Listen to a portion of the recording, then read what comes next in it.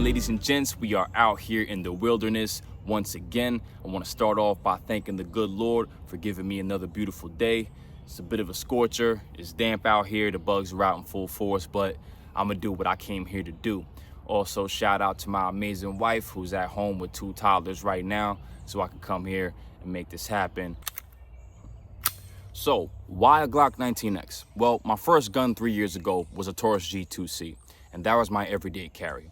And I went the cheap route because I had no idea how far I was going to take it when it came to firearms. So last year it was time to upgrade. I rented a Glock 19, I put some rounds down range, and I was pretty shocked at the grouping that I put up with it. I was very effective with it immediately. But knowing how I do sometimes, I still went ahead and bought a Walther PDP, something I've never even held before. As I've said in other videos, I've got this thing where, you know, I like to stand out. I want to be the different guy. And I honestly avoided going the Glock route for several years because everybody's got them. It was a great gun, but wasn't for me. Feel free to go and check out the comparison video that I made with the Glock 19X going up against the Walther PDP. But anyway, the CZ-P10 had my eye for a little bit as well, but I dug in and did find some things about it that I didn't like, you know, feeding issues, reliability issues. The X Macro was something that I wanted for a long time. I was crazy about it. The comp, the size, the capacity. I put some rounds through one. It was a great shooter, but I came across too many reports of rusting, too many reports of feeding issues, and too many reports of internals breaking down, specifically trigger bar return springs inside 5,000 rounds. Plus, with all the Sig Sauer drama unfolding over the past few years, I've long decided that they're never gonna get a penny from me. I don't care how many of you guys wanna come at me with this song and dance about how your P320 has never gone off on its own, or how your P365 has run flawless through 300 rounds. Don't waste my motherfucking time! I will shamelessly say, yes, part of the reason why I got a 19X is because it looks cool. Flat dark earth is just dope, and it goes with this hat that I've had right here for 19 years, so I dig it. And if you give it a little bit of thought, being this color instead of a conventional black for a pistol, it could potentially trigger a slower response or less of a response, you know, that alert in your head that goes gun, whether it's accidentally exposed and my shirt comes up, or God forbid I'm forced to draw it. It blends in with its environment better than a black gun does, and it kind of does blend in with my skin. Kicking it off with ergonomics, let's start out with the mag release and the slide stop. I have handled plenty of handguns with much more accommodating control layouts. To hit the mag release and the slide stop, I have to slightly turn the gun in my hand and compromise my firing grip, but I have put so many reps in with this that it comes naturally to me. Keep in mind, everything has pros and cons. Everything is a trade-off. So for example, with my Walther PDP, that control layout was amazing. I was able to reach everything without altering my grip at all. But that slide stop was so big and so accessible that pretty often I would get slide lock failure. So that last round would go off and my slide would not lock to the rear. And that is a problem that I don't want to deal with. So I much rather deal with having to do this than continuing to deal with that issue. I would say I have average sized hands, and I rock with the medium backstrap. The controls are a little easier for me to reach if I don't have the backstrap on, but I like how I shoot better with the backstrap. There's just a little more to grab onto, so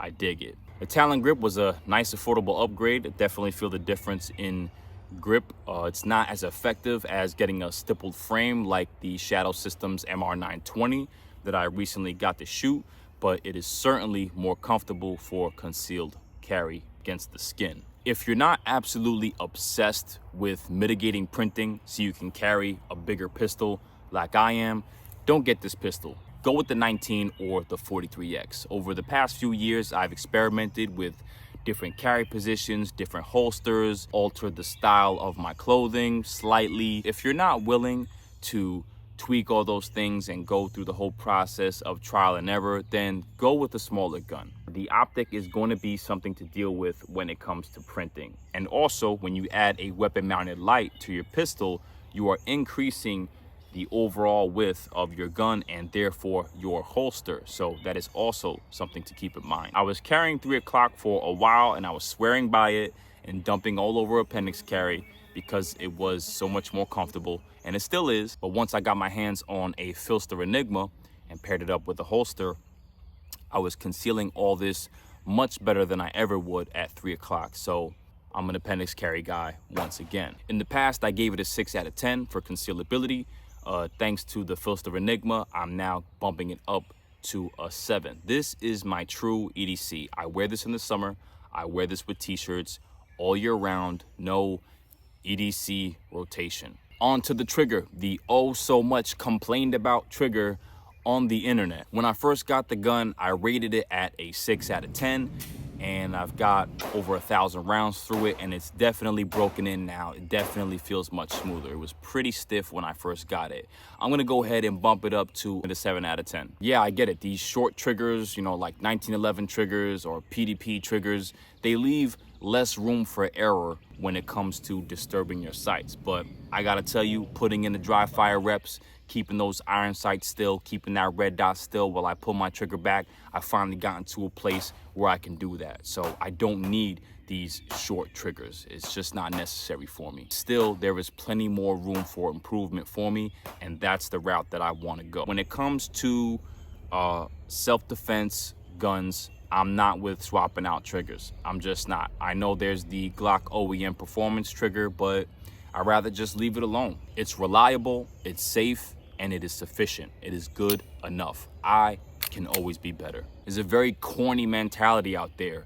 You know, a lot of Reddit forums and Facebook gun groups and whatnot of guys that want to do all these modifications to guns and they're barely getting out there and shooting. Hey guys, I just got a 19X. What trigger should I buy? Shootability still stands at a 10 out of 10 for me. The grip angle is another thing that I hear a lot of complaints about on the internet, but when it comes to stuff like that, I will just say it's different strokes for different folks. For me personally, since the first time I picked up a Glock, as soon as I present my gun, if I'm not perfectly on my sights already, there is very little adjustment that I have to make. It's just a point and shoot gun. For me, it feels natural. Between the grip angle and the beaver tail, it all comes and ties in together for keeping that muzzle down. It's a nice, tight fit in the web of my hand. The recoil impulse is just beautiful. I've shot a decent amount of handguns.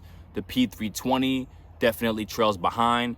The Walther PDP trails far behind. Shadow Systems MR920, pretty nice. I would say it's in the same ballpark. But of all the polymer striker-fired handguns that I've shot, I would say that the Springfield Echelon gives it the best run for its money. The Springfield Echelon is a very nice shooting gun, but it's not as reliable. Through about 1,300 rounds, 1,400 rounds, this has 0 malfunctions. I've never seen a Glock fail. Not just mine, I've never seen one. I'm not saying it doesn't happen. I'm not saying they're perfect, but I've never seen it myself. I've seen the Echelon fail. I've seen the P365 fail. I've seen the P320 fail. And let's not forget, you got these Canic guys. Oh, Canic, duh. I'm an AK guy. I'm a Toyota guy.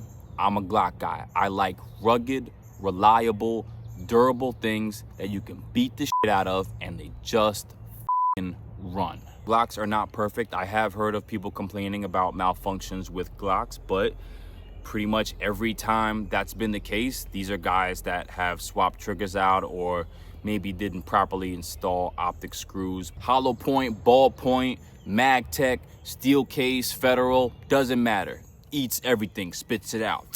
Moving on to my weapon mounted light, the TLR-7X. You know, there isn't much to say about it. It's been rugged so far. Put a lot of rounds on it and getting wear on it the way it's supposed to. Whether there's a light on your pistol or not, you should not point your gun at things that you do not want to destroy. This light is effective enough that I can aim it at the ceiling and it will illuminate the entire area. I keep it close overnight. I wear contacts. I can't sleep with them, so I keep my glasses nearby. So whether I've got time to get to my glasses or not, and I've got a potential home invader, I need this light. I need to see what's going on. But I also respect the notion of having a separate handheld light, and that's something I gotta get my hands on. That aside, I absolutely love the weight and the balance that this provides. I shoot it with it, I shoot it without it, and I love how it shoots with it. Simple as that. I know there's a lot of guys out there that run with bigger lights. I'm a minimalist, so I'd rather keep the package smaller. I avoided getting an MOS version of the Glock because I like optics to sit as low as possible. And I've heard a lot of people complain about the whole MOS mounting system. I shipped my slide off to Wager Machine Works. I've heard too many good things about them over the years. They got my slide back to me within about 10 days. I sent the optic and a ceiling plate with the slide and had Wager install the optic themselves. So I guess when it's time to change the battery, I'll get more acquainted with the installation process. But for the beginning, I just wanted professionals to do the job. And so far, no problems with zero, no problems with shifting at all. Angry Bear arms suppressor height sights replaced the OEM factory metal night sights. These were also installed by Wager when I sent my slide out. As many rounds as I've put down range through iron sights, I have always struggled to keep both eyes open while shooting with iron. Having an optic allows me to easily and comfortably keep both eyes open. If you're in a situation where you've got to use your firearm, it's not a smart decision to eliminate 50% of your vision. You need to be aware of everything that's going on around you, whether it's a potential second threat or a possible bystander that's about to run into your line of fire. You need to be aware. I've held guns in my hand that have 1 MOA dots and 3 MOA dots, and for me, they're just too small. Some people will say that a 6.5 MOA dot is too big and they can't be accurate at further distances, but I beg to differ. I think 6.5 MOA is the perfect size for concealed carry. The 6.5 MOA dot is something that my eye picks up on quick.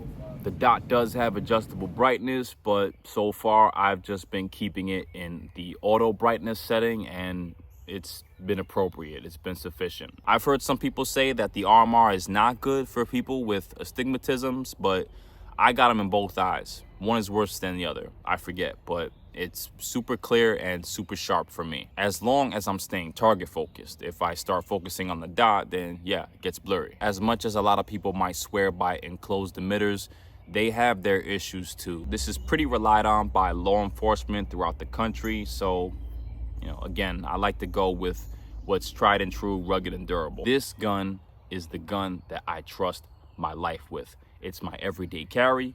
It's my home defense gun. This is the end all be all.